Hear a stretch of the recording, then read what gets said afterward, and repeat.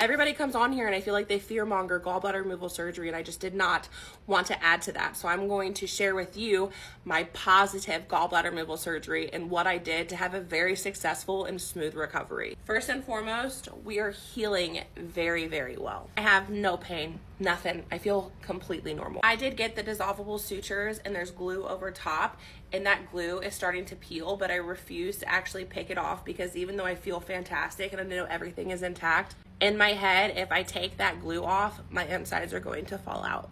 My procedure was set for 11 a.m. So we got to the hospital at 9 a.m.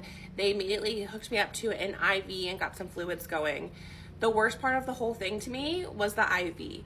Typically, I don't feel my IVs. I've had plenty. This one was in a little wonky and I could tell immediately. But pick your battles. Also, don't look at my fingernails. I look like a homeless potato.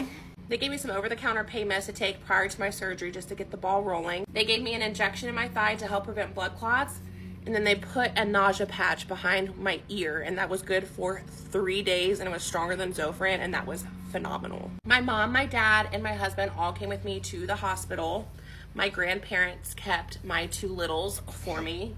Surgical resident, surgeon, anesthesiologist, and anesthesiologist NP all came and talked to me before my procedure. Kind of set up the expectations that it could take anywhere from, 25 minutes to 4 hours. Just depends on what they see when they get in there, if it's adheres to the liver, etc. The only thing that I was nervous about was being put under general anesthesia because I'm almost 35 years old and I have never had to do that. I've had 2 C-sections. I've had an epidural, a spinal tap, and during my first C-section, my epidural was wearing off and I could feel my C-section happening, so the anesthesiologist would push something to knock me out for like 30 seconds at a time. That is the closest that I've gotten. But I was feeling a little bit better after talking to the surgeon and an anesthesiologist.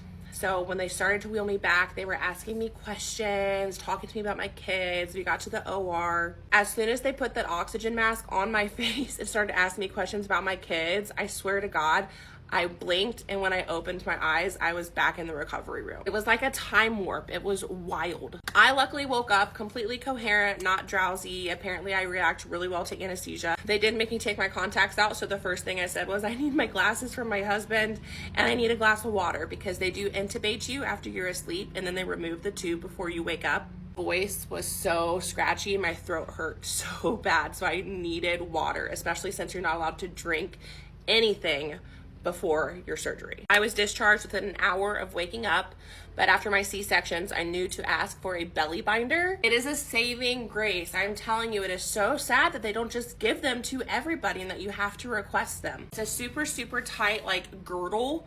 My husband is like a professional at getting it on, but it holds everything so tight and puts the right amount of pressure on it. No drainage, no infection, no pus, nothing. As soon as we left the hospital, we went to Kroger to pick up my prescription pain meds. They said I could take those every 6 hours, then alternate Tylenol and ibuprofen every 3 hours on top of that. We went to Kroger and I told my husband I wanted to go in and walk around. It's something else that I learned after having C-sections. The sooner that you push yourself to get up and move, the better your recovery is going to be. I'm not saying go out there and run a marathon, but get up. Take some steps at least every hour. We walked around Kroger for about 35 minutes, getting fruit, water, maximum strength Gas X, Mira Fast, the chewables, stool softeners, and made sure to stock up on electrolytes before my surgery. After we left Kroger, we went home, and then I just kind of relaxed on the couch the rest of the day. And I'm going to be honest with you, yes, you feel sore, of course, like achy, muscly, sore.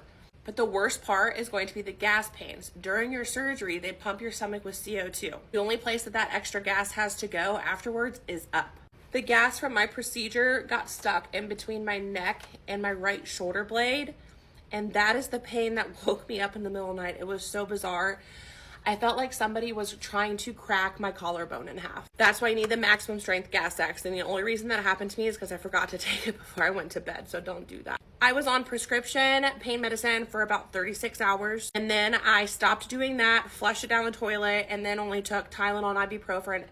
Then I only took Tylenol and ibuprofen every 3 hours for another 24 hours, and then I slowly weaned myself off. I would say that by day 4.5, 5, I will say day 5, completely normal. I felt fantastic, but I was getting up and walking. And we do live on about 20 acres, so I would go and walk around our pond. And I will say, I did get digestive enzymes. We had people over the other night and we ordered pizza, and I was a little nervous, but I knew I had those digestive enzymes, and I took them before eating 2 slices of pizza and a breadstick.